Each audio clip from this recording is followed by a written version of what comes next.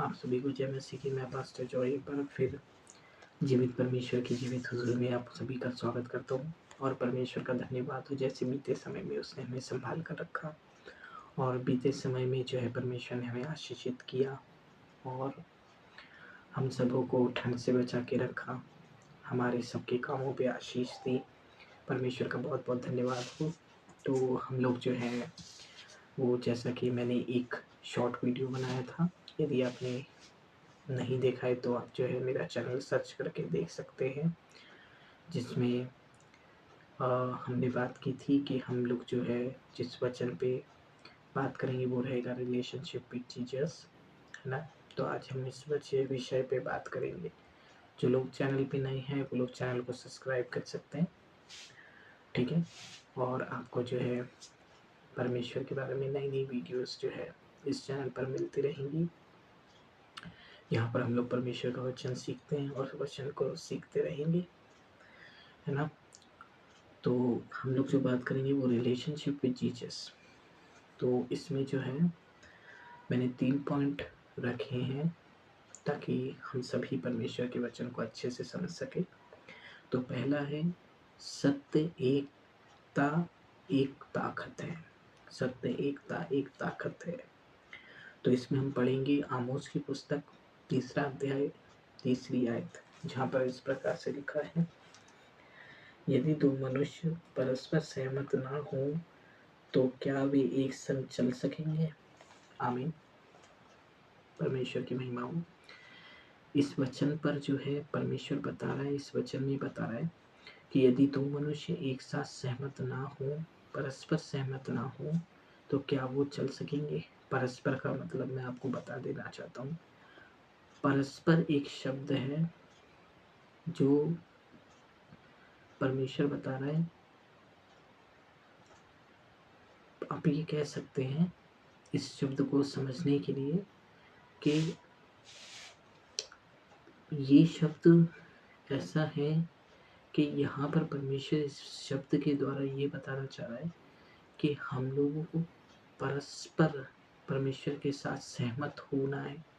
परस्पर का मतलब है कि हर वो चीज़ जो हम पर पड़ती है उसे हमें परमेश्वर के साथ में सहमत होकर निकलना है। उसमें से कोई भी विपत्ति हो, कोई भी काम हो, तो इस चीज़ को परस्पर हम समझ सकते हैं। जैसे कि मान लीजिए कि हमारे से मन में कोई समस्या है ना, और हम उसमें से निकल रहे हैं, तो हमें उस समस्या में परमेश्वर को याद रखना है, ठीक है। हमें परमेश्वर के साथ में प्रॉपर बने रहना है, यीशु मसीह के साथ में। हम लोग जो इस विषय पे बात कर रहे हैं ये विषय है रिलेशनशिप विद जीसस, और यही है रिलेशन कि यदि हम बीमार हैं तो भी हमें परमेश्वर के ऊपर भरोसा रखना है, ठीक है। यीशु मसीह पर भरोसा रखना है कि वो हमें चंगा करेगा, हमें आशीषित करेगा। हमें हर एक चीज़ जो है, बीमारी हो, परेशानी हो, झगड़ा हो, दुख हो, तकलीफ हो, उस चीज़ में भी हम लोग आशीषित होते रहेंगे। परस्पर सहमत होकर परमेश्वर हमसे बना रहता है और हमें कार्य करता है, ठीक। परस्पर सहमत होना इसको कहते हैं, ठीक। तो यदि वो दोनों परस्पर सहमत ना हो तो क्या वो चल सकेंगे। अब मैं आपको बताना चाहूँगा, देखिए ये जो वचन है ये जीवन का वचन है, और जो मैं आपके साथ में बांट रहा हूँ ये मैंने पहले ही बता दिया था अपनी शॉर्ट वीडियो में, अगर आपने नहीं देखा है, कि ये परमेश्वर ने रिलीज़ किया है सिर्फ आपके लिए, आपके लिए, मेरे लिए। इसके लिए यीशु मसीह ने अपनी जान दी है, तब जाकर हमारे हाथ में ये परमेश्वर का वचन आया, पवित्र शास्त्र है। तो कोई व्यक्ति ऐसे ही अपनी जान नहीं देता, वो ये शिक्षा हमें क्यों दे रहा है ना। तो इसमें वो अहम जीवन छिपा है, इसलिए वो हमें ये शिक्षा दे रहा है। और शिक्षा के लिए जो है हमें, हमारे लिए यीशु मसीह ने अपने प्राणों को दे दिया ताकि हम शिक्षित हो, हम आशीषित हों। तो यहाँ पर मैं आपको बताना चाहूँगा, यहाँ पर परमेश्वर एक भेद की बात कर रहा है, और वो कौन सा भेद है मैंने आपको पहले बताया था कि हम लोग जो है इस विषय पे बात करेंगे कि परमेश्वर के साथ में हमें कैसे चलना है ना, या कैसे रहना है, कैसा हमारा रिश्ता हो। Relationship with Jesus. तो यहाँ पर परमेश्वर बता रहे हैं कि अगर हम लोग जो है वो सत्य के मार्ग पर चले, पहले सबसे पहले हमें ये पता चलता है कि जब हम यीशु मसीह के इस पवित्र वचन को पढ़ते हैं तो देखते हैं कि यीशु मसीह ने किसी को एक थप्पड़ तक नहीं मारा था, समझ रहे हैं? किसी को उल्टा शब्द भी नहीं कहा था, किसी को उन्होंने जो है कोई अशब्द भी नहीं कहा था, फिर भी लोगों ने उन्हें मार दिया। और यीशु मसीह यहाँ पर हमारे लिए मरने के लिए ही आए थे, क्योंकि वो हमें बताना चाहते थे कि हमें जो है परमेश्वर में बने रहना है। ये हमारा जो शरीर है वो इसलिए नहीं है कि दूसरों को मारे। यीशु मसीह बलवंत थे, परमेश्वर के पुत्र थे, फिर भी वो इतने दीन और नर्म हुए कि उन्होंने जो है कोड़ों की मार सहली, हाथ पैरों में कीले ठुकवाई, सर पर कांटों का ताज लगवाया और लोगों ने उन्हें मार डाला। तो यहाँ पर हमको पता चल रहा है कि परमेश्वर का पुत्र जो है, जब हम देखते हैं कि अगर आप जब इस वचन को पढ़ेंगे तो लिखा है कि जब वो यीशु मसीह क्रूस पर लटका था तो वो परमेश्वर से प्रार्थना कर रहा था, हे पिता इन्हें क्षमा कर, ये नहीं जानते ये क्या कर रहे हैं। तो जो ऐसी भावना रखता हो और हमारी भलाई चाहता हो, क्योंकि वो जानता था कि कहीं ऐसा ना हो परमेश्वर ये देखें कि उनका पुत्र को, उसके पुत्र को लोग मार रहे हैं तो परमेश्वर इन पर क्रोध करे। उसने हमें जो है उसी समय क्षमा कर दिया था, हमारे लिए प्रार्थना की थी परमेश्वर से कि हमें वो क्षमा कर दे, कि हम जो है उसको जो मार रहे थे तो हम लोग जो है परमेश्वर हमें क्षमा कर दे। जिसकी ऐसी भलाई की कल्पना हो, समझ रहे हैं, तो वो व्यक्ति जो है कैसे कैसे जो है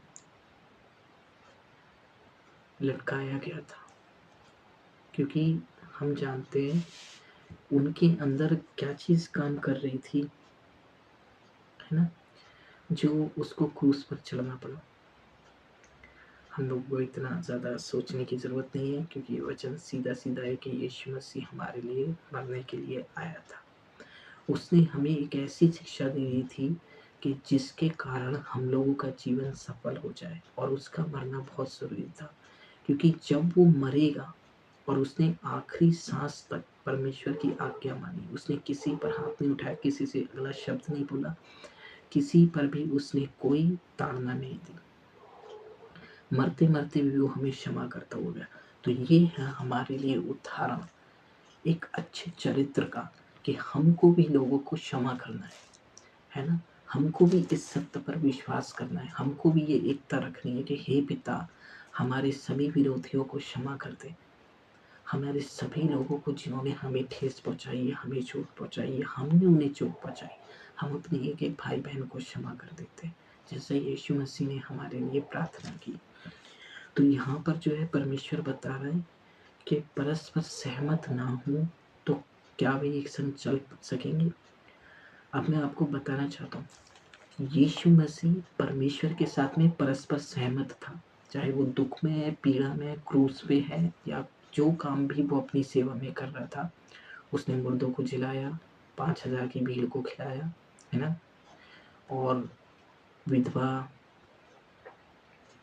विधवा की बेटे को जो है उसने जिलाया। तो यहाँ पर सारी बातें बताती हैं कि यीशु मसीह परमेश्वर के साथ में बना हुआ था, और जब वो उसके साथ में बना हुआ था तो वो इस चीज़ पे चल पा रहा था कि वो लोगों को इतना क्षमा कर पा रहा था, इतनी सारी उसके अंदर शक्ति आ गई थी, जिसके विषय में मैंने बताया है यहाँ पर कि सत्य एकता एक ताकत है। जब यीशु मसीह परमेश्वर से मिल गया था तो वो एक ताकत बन चुका था, अब उसके ऊपर बुराई काम नहीं कर रही थी।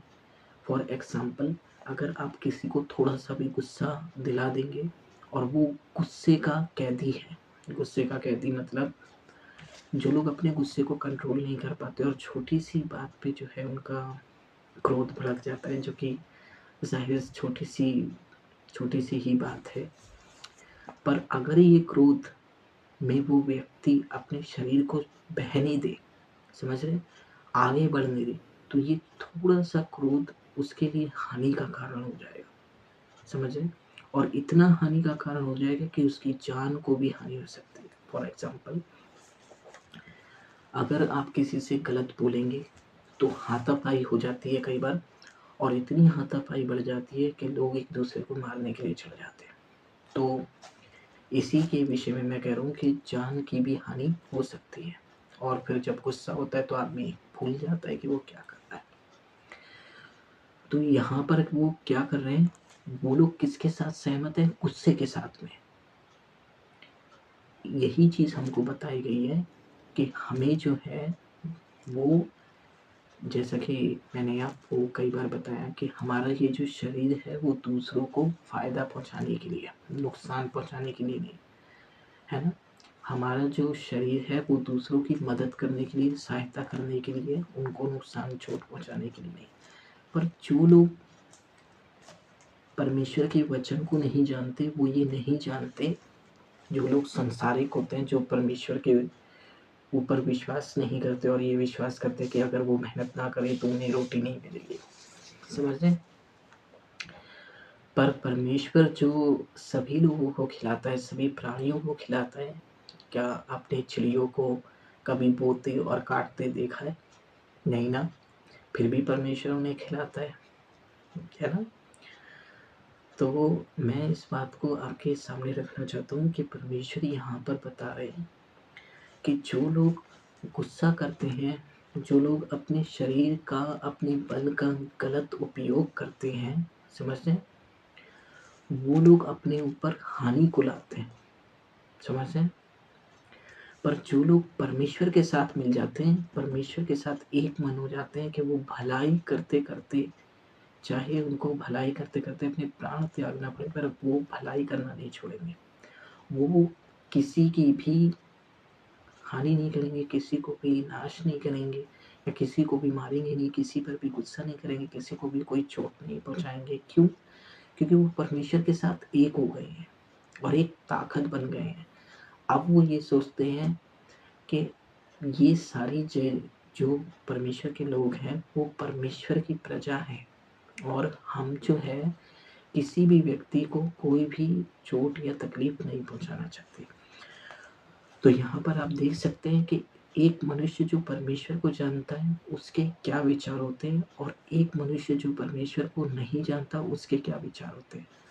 जो परमेश्वर को नहीं जानता, वो हानि उठाता है।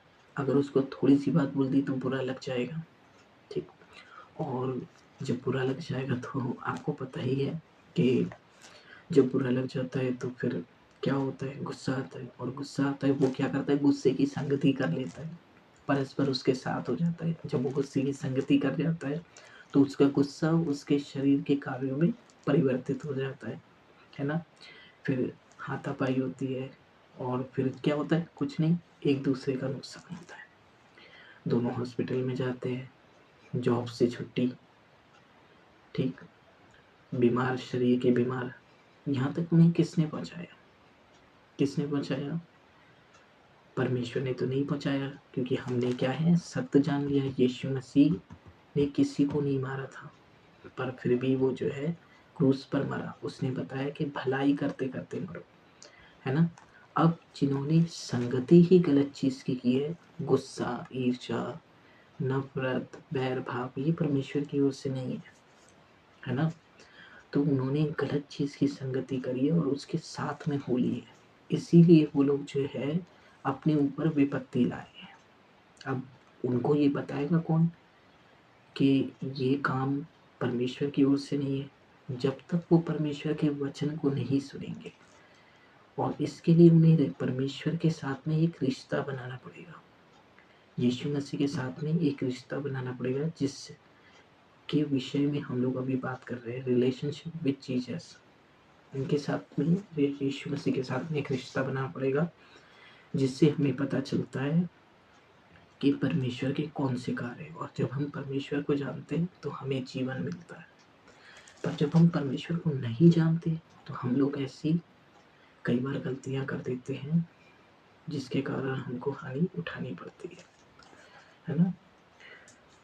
तो यहाँ पर हमें पता चलता है कि परमेश्वर के साथ में जब हम मिल जाते हैं तो हम एक ताकत बन जाते हैं और हमारे साथ में हमारे सारे भाई बहन मिलकर रहते हैं, प्रेम से रहते हैं।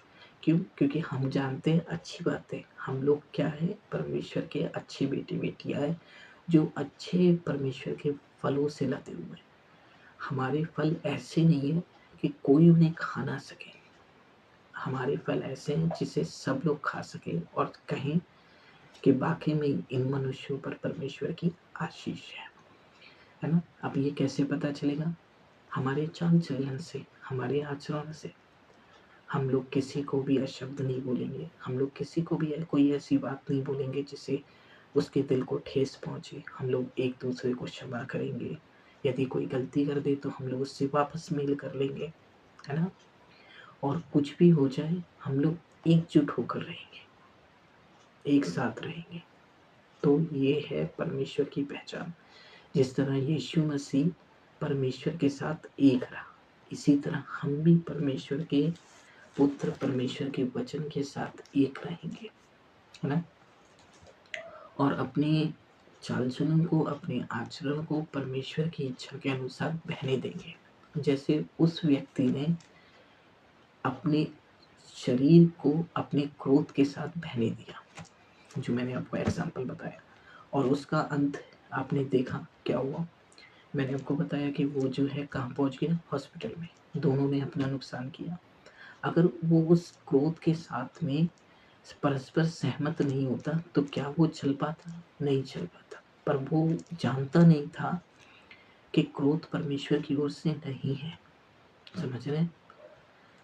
और वो ये नहीं जानता था कि हमारा शरीर किसी को चोट पहुंचाने के लिए नहीं, बल्कि लोगों को फायदा दिलाने के लिए बनाया गया है। लोगों की मदद, लोगों की सहायता करने के लिए बनाया गया है। समझते हैं? आमीन। तो परमेश्वर का धन्यवाद हो कि इस वचन को जो है आप समझ रहे हैं कि परमेश्वर यहाँ हमसे क्या बात कर रहा है। परमेश्वर हमें बताना चाह रहा है कि हमें उसके साथ में रिश्ता बनाना है और यीशु मसीह के साथ में उसके साथ एक ताकत हो जानी है। और एक ताकत क्या होगी? याद रखिए, ताकत का इस्तेमाल कहाँ होता है? जब कोई एक मनुष्य दूसरे मनुष्य से जीतता था बीते समय में, राजाओं के टाइम पे, तो वो लोग अपनी बल शक्ति से लड़ते थे और जो जीतता था वो ताकतवर कहलाता था, है ना? जो जीतता था। पर बहुत से लोग ऐसे हैं जो, मान लीजिए कि कोई बात हुई, ठीक है? अब आप लोगों को अपना दामन छुड़ाना है तो आप लोग क्या करेंगे?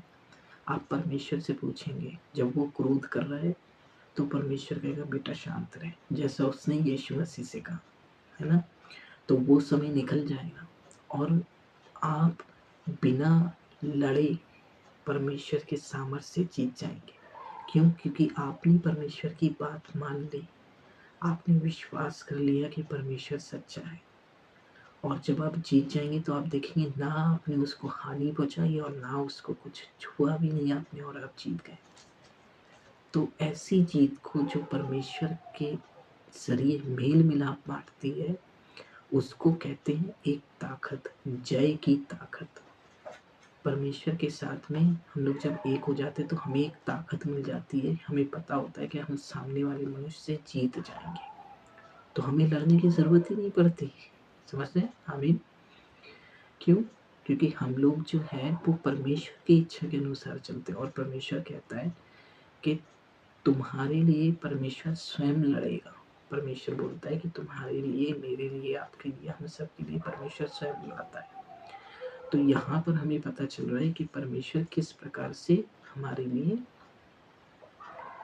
तैयार है, परस्पर तैयार है ना? और हम परमेश्वर के साथ में सहमत होकर चलेंगे तो हम उन सारी चीज़ों से बच जाएंगे। आमीन। तो ये उम्मीद है ये वाला पहला पॉइंट आपको समझ में आ गया होगा। अब हम बात करेंगे